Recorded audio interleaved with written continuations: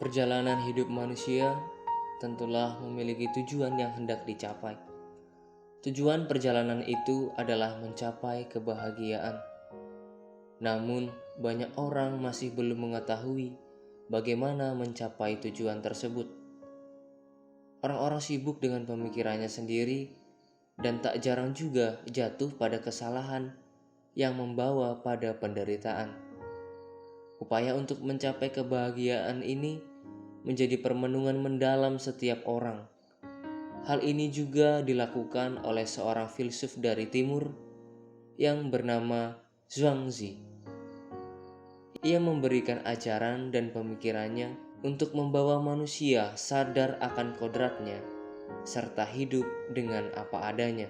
Bagi Zhuangzi, persoalan politik bukanlah hal yang penting untuk dibicarakan dalam perjalanan hidup menuju kebahagiaan. Ia memberikan pemahaman sederhana agar orang-orang mampu menjadikan hal sederhana tersebut sebagai dasar hidup untuk menilai sesuatu. Zhuangzi merupakan filsuf yang hidup sekitar tahun 369 sampai 286 sebelum Masehi, yakni pada masa Raja Hui dari Liang dan Xuanxi. Ia berasal dari daerah Meng, sekarang disebut Honan. Nama aslinya adalah Zhou. Zhuangzi dikenal sebagai pemikir, penulis, dan pegawai pemerintah. Ia mempelajari Konfusianisme dan Mohisme. Zhuangzi hidup dalam latar belakang peperangan antar kerajaan, di mana pada saat itu muncul banyak sekolah yang memiliki konsep masing-masing. Ajaran yang menonjol adalah Konfusius, Mozi, dan juga Laozi. Dalam masa-masa itulah Zhuangzi mengemukakan ajarannya dan berkembang di banyak kalangan.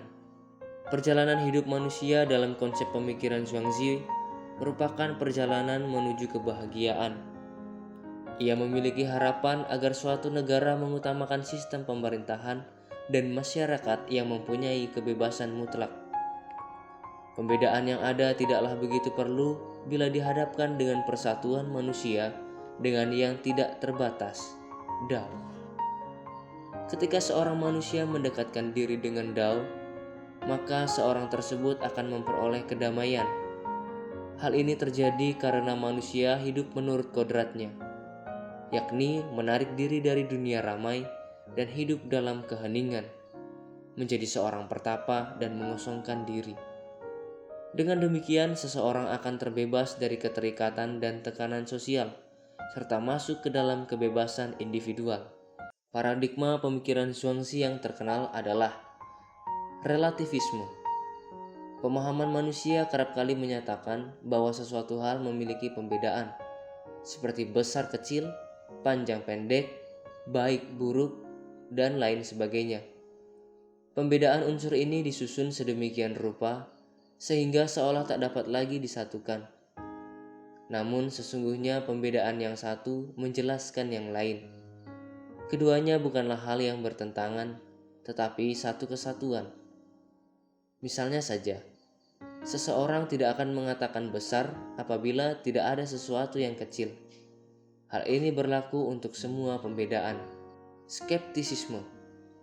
Kehidupan ini penuh dengan keterbatasan, begitu pola pikir manusia. Pola pikir atau pengetahuan manusia tidak selalu mencerminkan realitas sebagaimana adanya. Zhuangzi tidak tahu persis mana yang secara jelas menyatakan realitas apa adanya. Realitas tersebut hanya bisa dipahami ketika seseorang telah mengalami realitas itu sendiri. Pengalaman ini menjadi suatu pengalaman yang murni, karena orang tersebut tidak lagi disibukkan dengan pertanyaan-pertanyaan tentang sesuatu hal, karena ia sudah mengalaminya secara langsung. Adapun pandangan filosofis yang dimiliki oleh Zhuangzi adalah satu, subjek dalam suatu peristiwa dapat dilihat dalam dua sudut pandang. Setiap orang memiliki perspektif yang berbeda, dan semua adalah benar menurut sudut pandangnya. 2. Pengetahuan diperoleh dari pandangan umum, dan juga reaksi masyarakat terhadap persoalan tersebut. Ketiga, penilaian yang benar menghilangkan adanya pembedaan, melainkan melihat secara keseluruhan.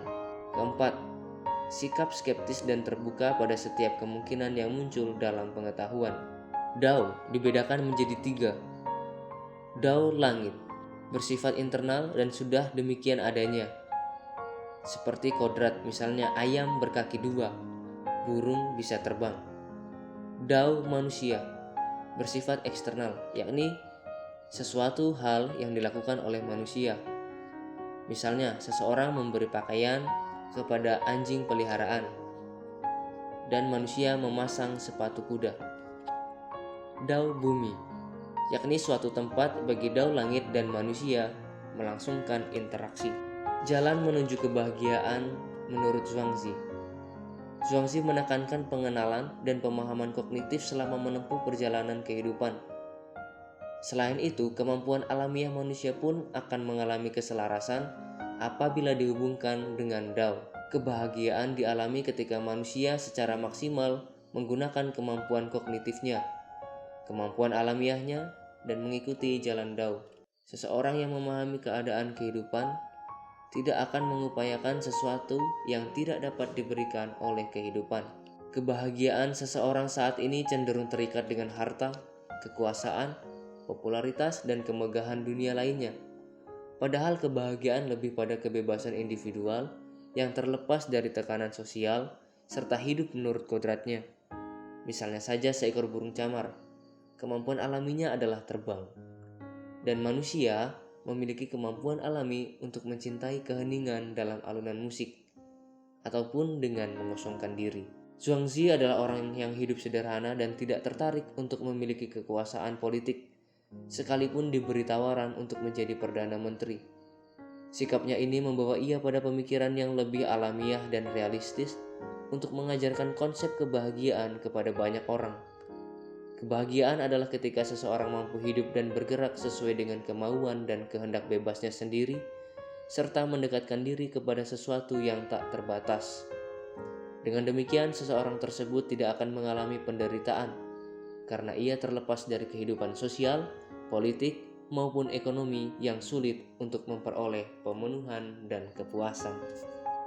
Sekian perjalanan kebahagiaan bersama Zhuangzi.